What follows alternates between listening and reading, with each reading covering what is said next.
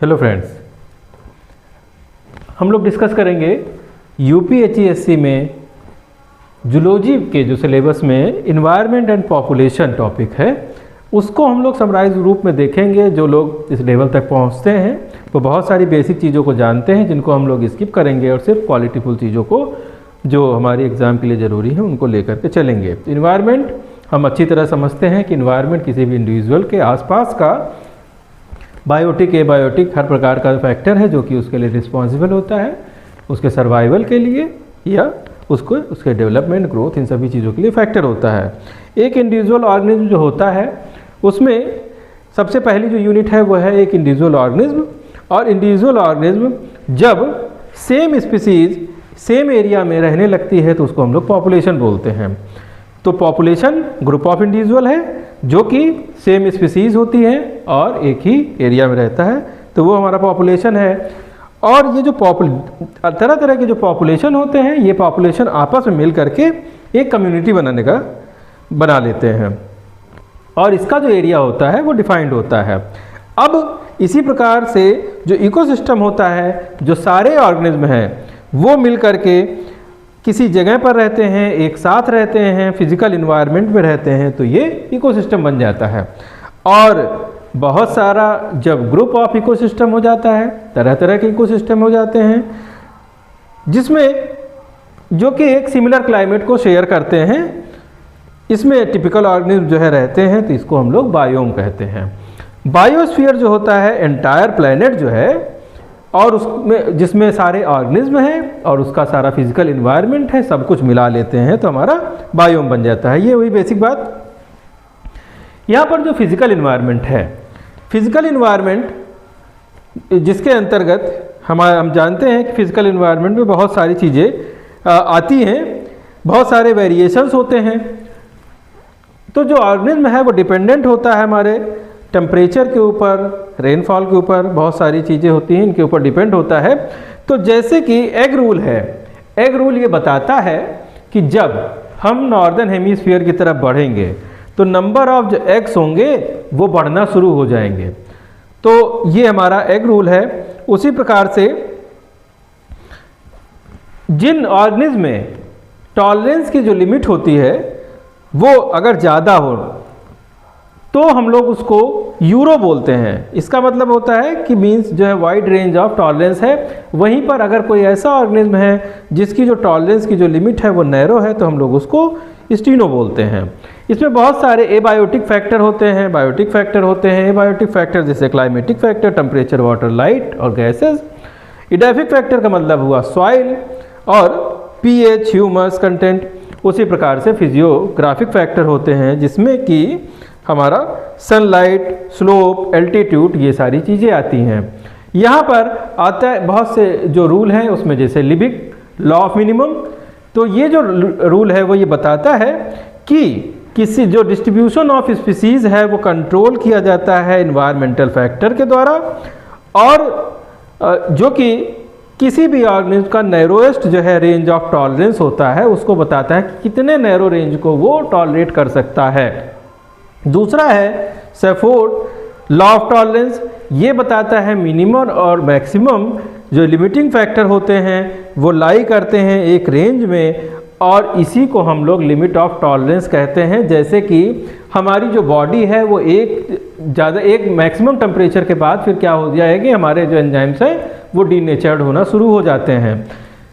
उसी प्रकार से मिनिमम में भी एक टेम्परेचर के बाद जो है वो डीनेचर्ड होना शुरू हो जाएंगे। तो ये हमारी लिमिट बताएगा कि किस रेंज से लेकर किस रेंज तक का सर्वाइवल होगा।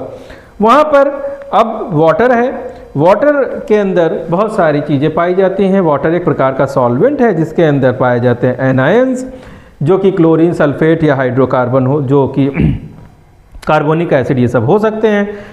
ये ट्रांसपोर्ट न्यूट्रिएंट्स जो है, हार्मोन, ऑर्गेनिक सब्सटेंस, टॉक्सिन्स, ये भी इसमें भी ये इनका यूज़ होता है वाटर का। वाटर बॉडीज़ में तरह तरह के आयनिक कंपोजिशन पाए जाते हैं। इसमें magnesium, sulphate, calcium, carbonic acid, ये सारी चीज़ें पाई जाती हैं। इनके आधार पर जो पानी होगा उसको हम लोग हार्ड वाटर या सॉफ्ट वाटर कहते हैं। इन सब चीज़ों को हम लोग जानते हैं। जो डेड लेक्स होती हैं उनका जो पीएच होता है वो बहुत ज़्यादा हाई हो जाता है, या हाई मतलब एसिडिटी हाई हो जाती है और पीएच लो हो जाता है, जो कि 3 से 4 के बीच में होता है। वहीं पर जो अगर हाइड्रोजन आयन जो होते हैं बाइंड कर लेते हैं टाइटली, तो यहाँ पर सॉइल की जो फर्टिलिटी होती है वो कम होना शुरू हो जाती है। जो लाइट है, जो लाइट का जो हमारा फैक्टर है, उसके आधार पे अगर हम एरियल टेरेस्ट्रियल देखें या एक्वेटिक लाइफ को देखें तो बहुत सारे वेरिएशन होते हैं। अगर हम एक्वेटिक लाइफ में देखेंगे तो अलग अलग रेंज पर अलग अलग स्पीसीज जो होती हैं वो अपना न्यूट्रिशन प्राप्त करती हैं। जैसे कि जो वेवलेंथ है जो पेनिट्रेट कर जाती है वाटर के अंदर, तो अल्वा जो है वो 500 से 400 वेवलेंथ पे माइक्रो नैनोमीटर की रेंज में फोटोसिंथेसिस करता है। वहीं पर पोरफायरा जो होता है वो 650 से 750 की रेंज में, नैनोमीटर रेंज में जो है वो फोटोसिंथेसिस करता है। तो ये सारे फैक्टर होते हैं वहाँ पर। जैसे कि कैरोटिनाइड्स हैं वो 500 नैनोमीटर की वेवलेंथ पर सबसे ज़्यादा फॉर्म होंगे, वहीं पर जो क्लोरोफिल का फॉर्मेशन होगा वो 700 नैनोमीटर की रेंज पर होगा। अब जो एक्टिविटी होती है, एक्टिविटी बहुत सारे जो ऑर्गेनिज्म हैं वो नॉकटर्नल होते हैं, जिनको हम लोग जानते हैं मॉथ, आउल, बैट, कॉकरोच। वहीं कुछ एनिमल हमारे होते हैं जो कि ड्यूरनल होते हैं, जैसे कि बटरफ्लाई, मैन एट्सेट्रा। वहीं पर कुछ होते हैं ओरोजल होते हैं, जिनको जैसे कि बल्बकस और वेस्परल होते हैं, जो कि एक्टिव होते हैं डस्क के टाइम में, जैसे कि रैबिट। एयर को हम लोग जानते हैं, जो 95% हमारी जो एयर होती है, जो एटमॉस्फेयर होता है, वो 20 किलोमीटर हमारी जो अर्थ है वहाँ तक का वो लोकेट करता है। वो बटा होता है ट्रोपोस्फीयर, स्ट्रेटोस्फीयर, मीजोस्फीयर और आइनियोस्फीयर में। इसको हम लोग शुरू से देखते आए हैं, तो इसके बारे में बहुत ज़्यादा बात नहीं करेंगे। वहीं पर टेम्परेचर जो है, बहुत सी जो प्रोटीन होती हैं, जो प्रोटीन है वो टेम्परेचर के रेंज को कहाँ तक बियर करती हैं, इसको हम लोग हीट स्टेबल प्रोटीन, बहुत सी प्रोटीन होती हैं जो कि 45 डिग्री सेंटीग्रेड के बाद भी बची रहती हैं, तो इनको हम लोग हीट स्टेबल प्रोटीन बोलते हैं। वहीं पर कुछ जो एंजाइम होते हैं वो फ्रीजिंग पॉइंट पे भी एंजाइम हमारे एक्टिव रहते हैं। ऐसे जो एंजाइम होते हैं उनमें एंटी फ्रीज जो जैसे सॉल्ट है, ग्लिसरॉल है, ये सारी चीज़ें पाई जाती हैं जो कि उसको फ्रीज नहीं होने देती हैं। तो दूसरा होता है कि अगर हम लोग टेम्परेचर को बढ़ा दें तो जो रेट ऑफ रिएक्शन होता है वो बढ़ना शुरू हो जाता है। अगर हम 10 डिग्री सेंटीग्रेड टेम्परेचर को बढ़ा देंगे, जो रेट ऑफ रिएक्शन होता है वो 2 से 4 गुना भी बढ़ सकता है। तो टेम्परेचर जो है इस प्रकार से वेरी करने पर हमारा जो रिएक्शन होगा बढ़ जाएगा। रेट ऑफ रेस्पायरेशन जो होता है, जो ऑप्टिमम टेम्परेचर पे होगा, अगर उससे 10 डिग्री बढ़ा दिया जाए तो फिर वो जो टेम्परेचर जो रेस्पायरेशन होगा लगभग डबल हो जाता है। अब जो हमारे लेक्स होती हैं वहाँ पर जो थर्मल स्ट्रेटिफिकेशन होता है वो कई प्रकार से किया जाता है। जो ऊपर का जोन है उसे इपिलेमनियन बोलते हैं। वहीं पर नीचे की तरफ जो होगा वो हाइपोलिमनियन होगा। जो बीच का जो जोन है उसको हम लोग थर्मोक्लाइन बोलते हैं। यहाँ पर कुछ रूल्स हैं जिसको हम लोग समझते हैं। एक है बर्गमैन रूल।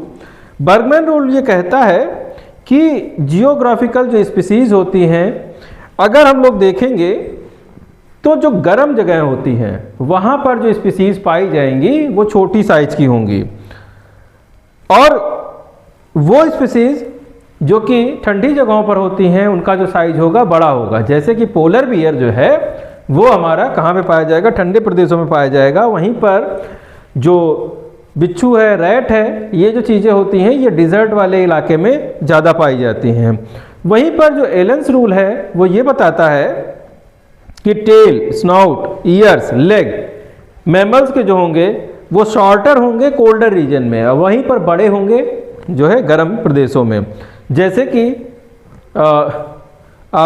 कि हम लोग जानते हैं कि डिज़र्ट फॉक्स जो होती है उसके लार्जेस्ट ईयर पिन्ना जो होते हैं और अगला जो रूल है, डिजर्ट फॉक्स जो होगी उसमें ईयर पिन्ना बड़े होंगे, वहीं पर जो आर्कटिक फॉक्स होगी वहाँ पर जो ईयर पिन्ना होगा वो छोटा होगा।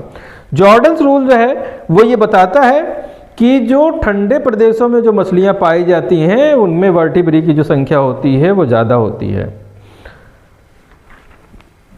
वहीं पर ग्लोवर्स रूल है जो ये बताता है कि जो गर्म प्रदेश होंगे वहाँ पर जो भी एनिमल पाया जाएगा उसके अंदर पिगमेंटेशन जो होगा वो बहुत ज़्यादा मात्रा में होगा, और ठंडे प्रदेशों में जो पिगमेंटेशन होगा वो कम होगा। तो पोलर बियर जो वाइट कलर का होगा वो आर्कटिक रीजन में पाया जाएगा, या जो फॉक्स होती हैं इस तरह की वो ऐसी जगहों पर पाई जाएंगी जो जहाँ पर टेम्परेचर कम होगा, वहाँ पर लाइट कलर के जो जानवर हैं वो ज़्यादा पाए जाएंगे। रेंचेस रूल ये बोलता है कि कोल्डर रीजन में नैरोवर विंग पाए जाएंगे बर्ड्स के, और जब गर्म प्रदेशों में जाएंगे जो विंग का साइज होगा वो बड़ा हो जाएगा।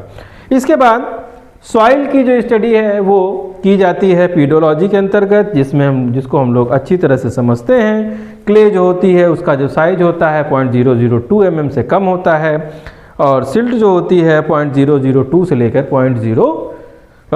0.2 mm तक की होगी। वहीं पर कोरस सैंड 0.2 से 2 mm तक का साइज हो सकता है। लोमी सॉइल जो होती है उसमें 30 to 35% सिल्ट, 15 से 20% क्ले, 40% सैंड और 10% ह्यूमन पाया जाता है। जो ऑर्गेनिक मैटर पाए जाते हैं ह्यूमस में पार्सली डिकम्पोज लिटर पाया जाता है, जिसमें कि फ्रेश लीव्स वगैरह गिरी होती हैं, और ये डफ लेयर कहलाती हैं। हमारा जो सॉइल है वो दो प्रकार की हो सकती है, एक मोर ह्यूमस हो सकती है और एक मल ह्यूमस हो सकती है। मोर ह्यूमस वो वहाँ पे पॉड सॉल है जो कि जिसके अंदर की अर्थवर्म नहीं पाया जाता। वहीं पर मल ह्यूमस जो होगी उसमें माइक्रोब्स और अर्थवर्म की जो संख्या होती है वो बहुत ज़्यादा पाई जाती है। फॉर्मेशन ऑफ सॉइल को हम लोग अच्छी तरह जानते हैं कि वेदरिंग होगी, और जो सॉइल के फॉर्मेशन का जो प्रोसेस होता है उसको पीडोजेनेसिस कहा जाता है। कई प्रकार की जो सॉइल होती है वो बहा करके लाई जाती है। एलुवियल सॉइल जो है वाटर के द्वारा, कोलुवियल सॉइल जो होती है वो ग्रेविटी के द्वारा, इलुवियल सॉइल विंड के द्वारा, ग्लेशियल सॉइल ग्लेशियर्स के द्वारा आती हैं। फिजियोग्राफिक फैक्टर में जो इन्वायरमेंट होता है, अगर हम किसी भी उसमें जाएंगे हिमालयन रेंज में तो दो जोन होंगे, एक होगा ईस्टर्न और दूसरा होगा वेस्टर्न। जब हम 3 किलोमीटर तक जाते हैं तो वहाँ पर जो वेजिटेशन पाया जाएगा, वो जो जोन कहा जाएगा वो होगा ट्रॉपिकल या सब ट्रॉपिकल जोन। इसके बाद 3000 से लेकर के 10,000 तक का हमारा टेम्परेट जोन होगा, और 10,000 से लेकर के 16,000 तक का हमारा एल्पाइन जोन कहलाएगा। तो यहाँ पर अलग अलग तरह के वेजिटेशन पाए जाएंगे। इसमें दो साइड होंगी। ये जो दो साइड हैं, एक साइड जो हमारी होगी जो माउंटेन जिधर विंड्स आती हैं वो विंडवर्ड साइड कहलाएगी, और यहाँ पर जो वेजिटेशन होगा वो हाई होगा। वहीं पर जो हमारी लीवर्ड साइड होती है वो रेन शेडो जोन होती है, और वहाँ पर जो वेजिटेशन होता है वो हमारा कम पाया जाता है। जो एक्वाटिक जोन है वो कई भागों में बटा होता है। ऊपर का जो जोन होता है वो होता है फोटिक जोन, 200 मीटर तक का, जहाँ पर जो लाइट होती है पेनिट्रेट करती है, यहाँ पर फोटोसिंथेसिस अच्छी होती है।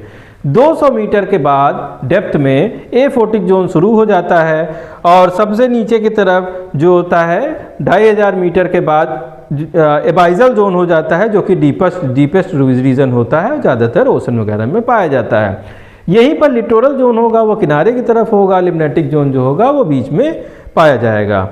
तो बाकी हम लोग जानते हैं प्रोड्यूसर कंज्यूमर्स, इन सभी के बारे में पहले से ही हम लोग इनको समझते हैं।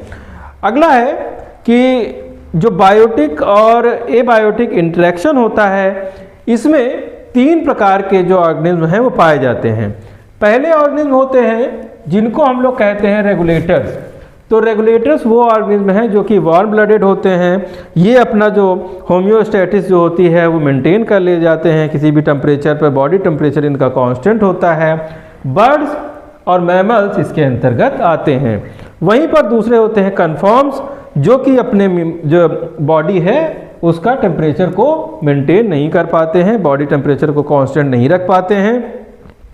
जैसे कि श्रियूज, हमिंग बर्ड्स, ये सब जो होते हैं, जो स्मॉल एनिमल होते हैं, तो इनको जो होता है ये जो होते हैं इनको हाइबरनेशन में जाने की ज़रूरत पड़ जाती है। वहीं पर कुछ जो एनिमल होते हैं, ऑर्गेनिज्म होते हैं, वो माइग्रेट कर जाते हैं, जैसे कि हम लोग बहुत अच्छी तरह से जानते हैं कि साइबेरियन क्रेन के बारे में, जो कि साइबेरिया से आती हैं, और भरतपुर के केवलादेव नेशनल सेंचुरी में आकर के ब्रीडिंग करती हैं।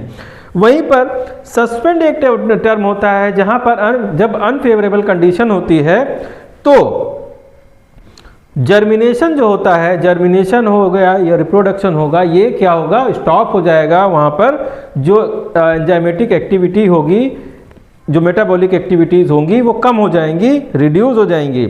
उससे क्या होगा कि ये डॉर्मेंट कंडीशन में चला जाएगा और जब फेवरेबल कंडीशन आएगी तो ये फिर रीगेन कर लेगा